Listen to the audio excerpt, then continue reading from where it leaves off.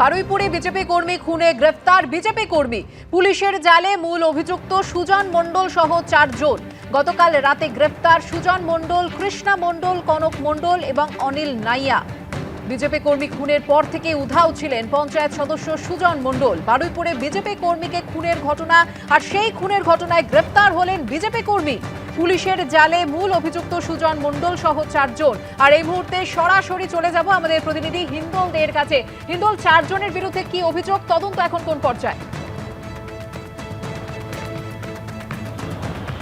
দেখো, খুনের মামলা রুজু করে বারুইপুর থানার পুলিশ তারা তদন্ত প্রক্রিয়া শুরু করে এবং এই সুজন মণ্ডলের বিরুদ্ধে কিন্তু যে বিজেপি নেতা খুন হয়েছে তার পরিবার কিন্তু সরাসরি অভিযোগ করেছিলেন যে সুজন মণ্ডল এবং তার সঙ্গে আর যারা রয়েছে তারা কিন্তু পরিকল্পনা মাফিক তাকে খুন করেছে। এবং এই পরিকল্পনা নেপথ্যের মূল কারণ যেটা অভিযোগ উঠে আসে যে এই সুজন মণ্ডল এবং তার সঙ্গে যারা রয়েছেন তারা কিন্তু রীতিমতো এই বিজেপি কর্মীকে খুন করেছেন। কারণ এই বিজেপি কর্মী কিন্তু দীর্ঘদিন ধরেই যারা তৃণমূল থেকে বিজেপিতে আসছিল সেই কারণে তিনি কিন্তু তারা সেই বিষয়ে রীতিমতো বিরোধিতা করছিলেন যে তৃণমূল থেকে যারা আসছে তাদেরকে নেওয়া যাবে না, এবং সেই কারণে তার উপরে কিন্তু একটা আক্রোশ ছিল। এর আগেও তাকে বিভিন্ন রকমভাবে হুমকি দেওয়া হয় এবং পরবর্তী ক্ষেত্রে এই খুনের ঘটনা ঘটে। গোটা ঘটনায় এই সুজন মণ্ডলকে যেমন গ্রেপ্তার করা হয়েছে, তার পাশাপাশি কৃষ্ণা মণ্ডল, কনক মণ্ডল, অনিল নাইয়া এই 3 জনকেও গ্রেপ্তার করা হয়েছে।